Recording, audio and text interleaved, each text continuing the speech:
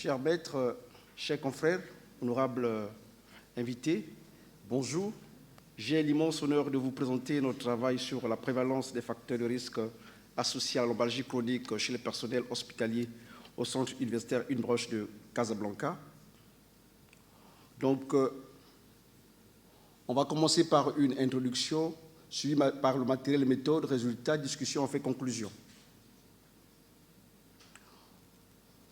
En introduction, la lombalgie commune constitue un véritable problème de santé publique en raison de sa fréquence et de ses conséquences économiques. Diverses études témoignent qu'elle constitue également un problème majeur en milieu de travail. La place de la lombalgie commune en milieu hospitalier se précise davantage et sa prévalence rapportée dans la littérature est estimée à 32,14%.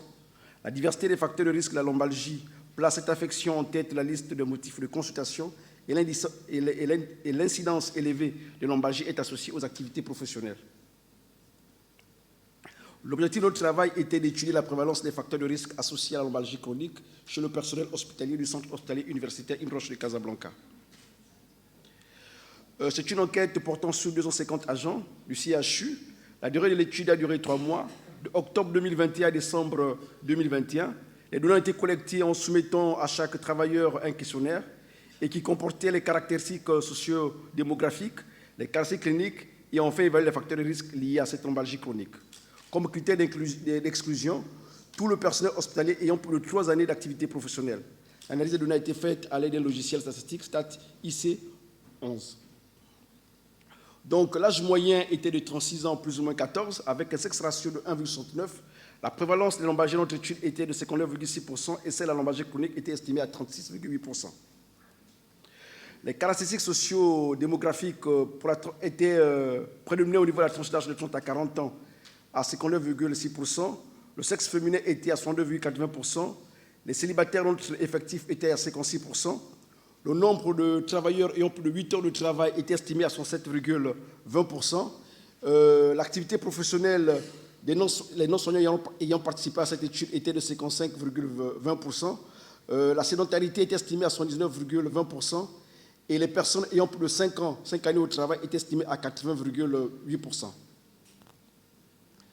Les caractéristiques cliniques ont permis de déterminer un mode progressif à 54,80%, une évolution chronique à 36,80%, une raie mécanique à 40,40%. L'irradiation était surtout mal systématisée à 15,60%. Les signes d'accompagnement étaient essentiellement les paracésies et la diminution du périmètre de marche qui était estimée à environ 9,20%. La déformation du rachis était essentiellement une hyperlordose estimée à 23,20%. Les facteurs de risque associés à la lombalgie, à savoir le sexe, l'IMC, le tabac, la station debout prolongée, le port de charge lourde, le travail physique dur, l'insatisfaction au travail, le stress, le manque de reconnaissance au travail, les contraintes socio-psychologiques, la sédentarité, dont notre étude était essentiellement dominée par l'IMC qui était supérieur à 25 kg par mètre carré, et en plus suivi par la station debout environ 37%, la sédentarité 39%, et enfin le port de charge, et enfin l'insatisfaction au travail 22%, et le stress qui était estimé à 21,7%, comme le démontre ici cet histogramme où l'IMC à plus de 25 kg par mètre carré était estimé effectivement à 58,7%, suivi de la sédentarité et enfin l'insatisfaction au travail, le port de charge lourde et l'insatisfaction au travail et le stress. En discussion, dans notre étude, la prévalence de la lombalgie était estimée à 59,6%. La prévalence cumulée de la lombalgie en milieu hospitalier